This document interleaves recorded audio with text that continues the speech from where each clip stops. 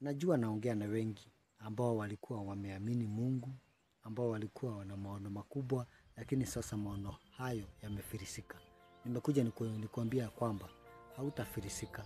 Ni hayo yamefilisika, lakini haujafilisika. Yawezekana ulikuwa umepanga mambo makubwa, ulikuwa umetumia hata pesa nyingi, lakini nakuambia kwamba ni hizo zimetumika, wewe haujatumika. Bwana akona nafasi yako. Bwana akona nafasi yako. Sikiza hii. Mungu ndio hupeana wakati wa kuishi. Hakuna mwanadamu anaweza kuongezea maisha ya kuishi. Wacha kuona kama umefika mwisho. Anaweza kuongezea maisha ya furaha. Aliambia Hezekia ya kwamba Hezekia, wakati wako umefika wa kuaga. Jiandae na uandae familia yako, kwa maana na kukujia. Hezekia akageuka kwa ukuta akaambia Mungu, usiniue. Naomba uniongeze wakati. Bwana akamuongeza.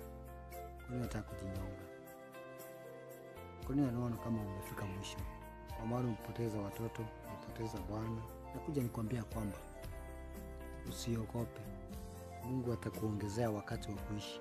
Atakuongezea wakati wa furaha. Simama imara. Tukuza Bwana, kwa maana yeye ndiye wa wakati. Pokea baraka. Pokea maisha mazuri. Pokea maisha ya furaha.